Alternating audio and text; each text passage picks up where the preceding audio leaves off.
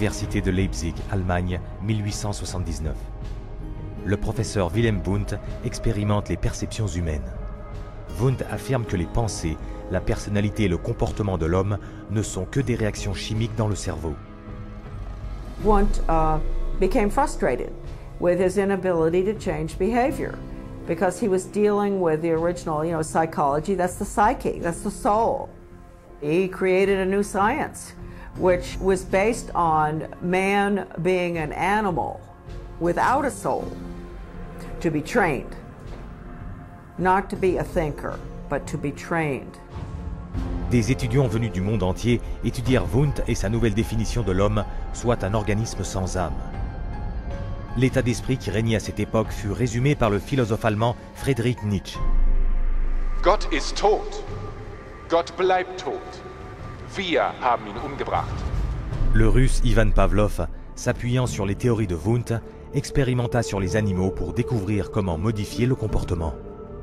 Pavlov studied in Wilhelm Wundt's laboratory in Leipzig, Germany, in the late 1800s. And he experimented with dogs, with electrodes and stimulus response, denying privileges to denying rewards. And he noticed that when you brought out some food in front of animals, dogs in particular, that they would begin to salivate.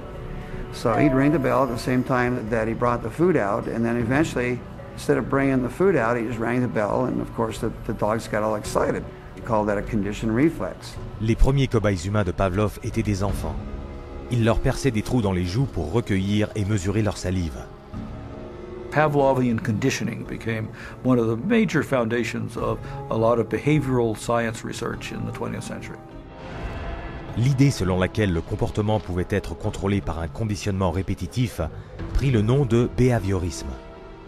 The behaviorists believed that all children are animals and can be trained as animals. This was the view of behaviorists. As a matter of fact, John Watson, the most famous of the behaviorists, says that you have to treat human beings or look at human beings the way you would look at the ox you slaughter.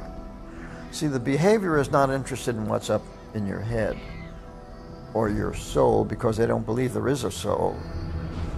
Le successeur de Watson, le psychologue B.F. Skinner de Harvard, pensait que le comportement pouvait être manipulé pour atteindre le but recherché par le psychologue behavioriste.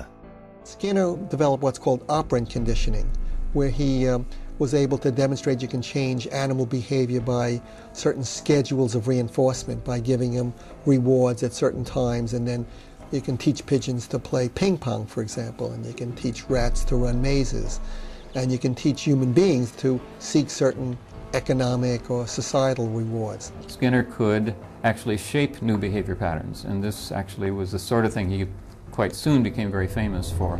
Son expérience la plus notoire a sans doute été la boîte de Skinner. He was designing a Skinner box, which is something like a big playpen, but everything in it's controlled. The temperature's controlled, the light's controlled, and so on. And the idea is then you present children with certain stimuli that you want them to learn to react to. Pendant près d'un an, Skinner isola sa fille dans une boîte semblable à celle construite pour des rats. The child was stimulated and had to respond in a certain way, like a chicken or a rat in a cage, because they firmly believe that children are animals. If you believe, though, that a child is a human being, you can't train him like a rat. Aujourd'hui, 40 millions de dollars provenant de la poche du contribuable sont versés chaque année par l'Institut de santé mentale pour la recherche du comportement en psychologie. Un total de 19 milliards depuis 1948. Avec ces fonds, les psychiatres utilisent les mêmes méthodes de conditionnement que Pavlov, Watson et Skinner.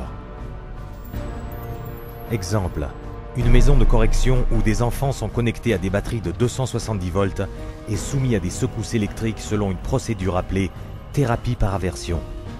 Antoine was having a number of problems because he was up at a center that was shocking him every time he did anything. There was a button on a little, almost like a TV remote, that would be used and pushed. They will get an additional shock for trying to remove the electrode. So they're expected to sit there and let this electricity pass through their skin without trying to remove it. If they yell in anticipation of the shock, they will shock the student an additional time for yell. The cost to send a student to Judge Rottenberg from New York is about $214,000 per student. These students are tortured. They're given this electric shock therapy for no other reason but to inflict pain. D'autres techniques comprennent le traitement par électrochoc pour perversion sexuelle, l'administration d'impulsions magnétiques dans le crâne pour interrompre l'activité du cerveau, ou encore l'implantation chirurgicale d'électrodes pour réprimer les troubles du comportement. Procédé coûtant jusqu'à $100 000 par patient. Alors que cette science sans âme, pourvoyeuse de techniques de modification du comportement, continue de générer des milliards pour la recherche et le traitement, elle a fourni les bases d'un mouvement psychiatrique responsable de millions de morts.